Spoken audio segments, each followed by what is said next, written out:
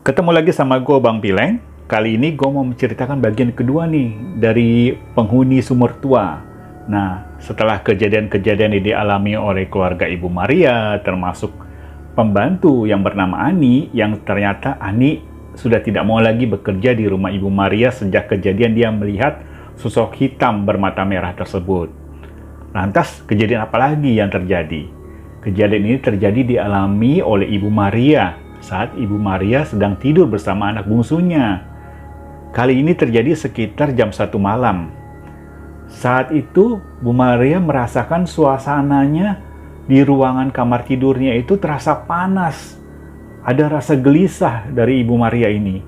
Dia bolak-balik menghadap anaknya, kadang kala bolak-balik lagi menghadap ke pintu kamar, karena mungkin ada rasa takut, kebetulan suasana yang tidak nyaman dan udara tiba-tiba merasa panas saat itu. Saat itu akhirnya Bu Maria berusaha untuk memeluk anaknya yang sedang tidur, anak bungsunya. Saat dia sedang memeluk anak bungsu yang sedang tidur, tiba-tiba ia merasa ada sosok bayangan menghampirinya dan berdiri di belakang dia. Rasa penasaran dan rasa takut itu bercampur saat itu. Hatinya mau melihat ke belakang atau tidak ya, tapi kalau tidak dia penasaran gitu. Dengan beranikan diri, akhirnya Ibu Maria berbalik badan dan melihat ke belakang. Betapa kagetnya dia begitu melihat lagi-lagi sosok laki-laki tinggi besar, mata yang merah dan botak, berkulit hitam, tinggi sekali menatap wajah Ibu Maria. Ibu Maria saat itu gugup. Dia tidak bisa bicara apa-apa, bahkan berdoa pun, memanggil pertolongan kepada suaminya pun tidak bisa. Mulutnya seperti terkunci. Akhirnya, Bu Maria sekuat tenaga berusaha untuk berdoa.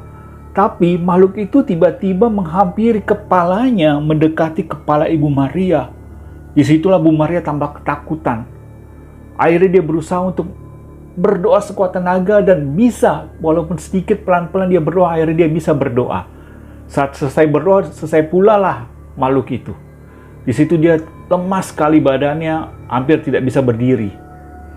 Dia tunggu waktu sekitar 10 menit sampai 15 menit, akhirnya dia buka pintu kamar, dia menghampiri suaminya dan dia cerita apa yang terjadi pada malam itu. Suaminya bilang, begini aja deh, besok aku bicara sama tetangga di sini. Mungkin dia tahu perihal mengenai rumah ini. Nanti gimana caranya supaya kita bisa tenang. Entah itu panggil orang pintar atau orang yang berilmu. Bu Maria yang pada saat itu tidak bisa berkata-kata, cuma menganggukkan kepalanya. Dalam hatinya terserahlah apa yang dilakukan suaminya. Malam itu dilalui dengan ketakutan yang luar biasa yang dialami oleh Ibu Maria beserta keluarganya. Sampai akhirnya besokan harinya setelah suaminya pulang bekerja, suaminya bersama Ibu Maria mengunjungi salah satu tetangganya yang berada di sebelah kanan, yang kebetulan 2 rumah dari posisi rumah yang ditempati Ibu Maria. Karena dari sekian tetangganya, itulah yang paling ramai yang menurutnya bisa diajak untuk berbicara. Saat di rumah tetangganya itu, kita sebut saja namanya Pak Firman. Ibu Maria dan suaminya banyak bercerita tentang kejadian beberapa hari ini yang dialami. Dan Pak Firman mengakui bahwa sebenarnya rumah itu tidak pernah ditempatkan oleh siapapun dan ada penghuninya. Dan penghuninya itu pun juga mengganggu pemilik rumah tersebut. Makanya alasan kenapa rumah itu tidak pernah dikontrakan. Tiba-tiba dikontrakan ke Ibu Maria juga menjadi pertanyaan Pak Firman. Kenapa harus dikontrakan sedangkan pemilik rumah tersebut sendiri tidak sanggup menghadapi gangguan daripada jin itu? Pak Firman bercerita bahwa sumber gangguan itu berasal dari sumur tua yang berada di belakang rumah. Itu yang didapatkan informasi dari pemilik rumah tersebut, yaitu Pak Asep. Mendengar perkataan Pak Firman, suami Bu Maria jadi teringat apa kata Pak Asep saat pertama kali melihat rumah itu. Dilarang untuk membuka sumur yang ditutupi oleh kayu. Oh, dalam hatinya suaminya Ibu Maria, ternyata itu toh yang dirahasiakan sama pemilik rumah. Padahal mereka tidak pernah membuka sama sekali sumur itu. Singkat cerita, akhirnya Pak Firman mengusulkan atau memberi saran bahwa dia kenal dengan orang pintar atau orang yang memiliki ilmu yang bisa membantu untuk mengusir makhluk-makhluk gaib yang ada di rumah kita. Sesuai dengan kesepakatan waktu antara keluarga Ibu Maria dan Pak Firman, yang kebetulan mereka juga sedang bekerja, akhirnya Pak Firman memberitahu bahwa mungkin mereka akan datang sekitar 3 atau 4 hari lagi, karena dia harus menghubungi temannya tersebut. Dan nama temannya tersebut adalah Pak Manto, yaitu pemilik ilmu untuk bisa mengusir makhluk-makhluk yang ada di sekitar rumah Ibu Maria. Akhirnya, singkat cerita, Pak Manto dan Pak Firman sudah berada di rumah Ibu Maria pada hari ketiga setelah dijanjikan untuk bertemu. Di situ mereka berbicara semua kejadian yang dialami dari mulai dia tinggal di situ sampai malam terakhirnya. Tapi saat itu Pak Manto hanya diam saja, seakan-akan dia sedang menerawang isi rumah tersebut. Di dalam tas Pak Manto sudah disediakan sesajen untuk melakukan ritual ilmunya untuk mengusir makhluk tersebut. Dan Pak Manto berbicara kepada berbicara kepada Ibu Maria, "Bu, tolong siapkan kopi hitam tanpa gula. Sekarang ya, Bu ya. Nanti saya akan bawa ke belakang." Akhirnya Ibu Maria ke belakang menyiapkan kopi tersebut dan membawanya ke depan Pak Manto. Kemudian Pak Manto, Pak Firman, suami Ibu Maria dan Ibu Maria menuju ke halaman belakang, tepatnya sekitar jam 6 sore. Disitulah dia lihat Pak Manto sudah berada dan membuka tutup daripada sumur tersebut. Sumur tersebut kan awalnya ditutup sama papan supaya tidak terbuka. Pak Manto sendiri yang membuka sumur tersebut. Dilihatnya Pak Manto itu berdiri di pinggir sumur sambil menghadap ke bawah. Entah apa yang dilakukan Pak Manto, tidak ada yang mengerti. Kemudian Pak Manto memanggil suami dari Ibu Maria. Entah apa yang dibisikkan kepadanya, sampai akhirnya suami Ibu Maria berbalik lagi ke istrinya dan Pak Firman. Dia mengatakan bahwa semua anak-anaknya harus kumpul di sini. Akhirnya mereka mengumpulkan anak-anak itu, semua dikumpulkan tuh di situ, di halaman belakang, untuk dekat sumur. Setelah semua anak-anaknya Ibu Maria berkumpul, berjarak 2 meter dari sumur, Pak Manto bilang, "Saat saya ritual, tidak boleh ada yang bicara. Apapun yang kalian lihat nanti, kalian hanya terdiam saja dan jangan ada penuh rasa ketakutan. Nanti saya akan ceritakan setelah ritual ini selesai." Akhirnya, Pak Manto mengambil peralatan sesajennya, entah apa yang dilakukannya, dia membaca-baca, mulutnya seperti berkomat-kamit. Kemudian dia mengambil kembang yang sudah dipersiapkan dan dibawa Pak Manto sendiri dan dilemparkan ke dalam sumur tersebut. Tidak berapa lama, Pak Manto memanggil Ibu Maria dan suaminya, "Kemari, mendekatlah. Lihatlah ke bawah sumur tersebut." Otomatis, atas perintah Pak Manto, Ibu Maria dan suaminya melihat ke bawah sumur tersebut. Betapa kagetnya Ibu Maria begitu melihat air di sumur tersebut mendidih seperti orang sedang memasak air. Tapi karena sudah diwanti-wanti oleh Pak Manto untuk tidak berbicara, akhirnya mereka mundur. "Sekarang, kalian boleh balik ke belakang. Tinggalkan tempat ini berserta anak-anak kamu dan semuanya tinggalkan saya sendiri di sini. Kalian tunggu saja saya di ruangan kalian, nanti saya akan balik." Itu yang dipesan Pak Manto. Akhirnya mereka balik tuh menunggu Pak Manto di ruangan tamu. Entah kira-kira agak lama, sekitar setengah jam lebih lah. Pak Manto akhirnya balik kembali dan berkumpul menemui keluarga Ibu Maria. Di situ dilihat Pak Manto sepertinya wajahnya agak kelelahan, tapi tidak seperti orang ketakutan gitu. Kemudian dia menyalakan rokok dan mengambil segelas kopi yang telah disediakan oleh Ibu Maria. Pak Manto berbicara, "Saya sudah membuat perjanjian dengan makhluk yang ada di sumur tersebut. Dan makhluk itu berupa jin. Penghuni sumur ini sudah ada sebelum bangunan yang berada di sini berdiri. Jadi, saya tidak bisa memindahkan jin itu, dan saya tidak bisa mengusir jin itu. Tapi saya bisa membuat perjanjian dengan jin itu agar tidak mengganggu ibu, bapak, dan keluarganya. Dengan persyaratan, ibu hanya boleh menempati rumah ini selama 1 tahun. Hari terakhir, ibu tidak boleh lagi berada di sini.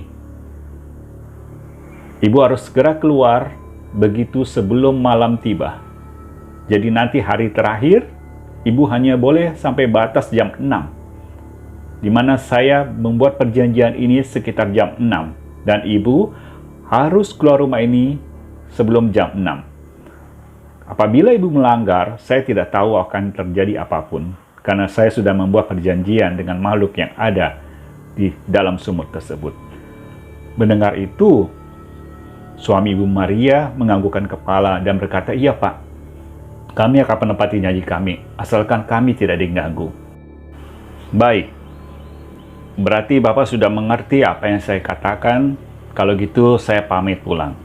Akhirnya Pak Firman dan Pak Manto pamit pulang. Malam itu, suasana berbeda dari biasanya. Ada sedikit keraguan dari hati Ibu Maria dan percaya apa yang dikatakan Pak Manto. Ibu Maria takut malam ini ada diganggu lagi. Ternyata gangguan itu tidak ada sama sekali. Dan benar, hari-hari berikutnya sama sekali tidak ada gangguan sama sekali. Bahkan berjalan normal seperti biasanya. Sampai suatu saat Ibu Maria berkata, "Pak, berarti Pak Manto orang pintar hebat sekali ya, bisa menaklukkan jin itu." "Iya," kata suaminya, "tapi kita harus menepati janji. Kalau tidak, bahaya buat kita." Singkat cerita, semua berjalan dengan baik. Tidak ada gangguan sama sekali sampai tiba hari terakhir mereka tinggal di tempat itu. Ibu Maria dan suami memang sudah mengingat bahwa mereka harus segera menepati itu.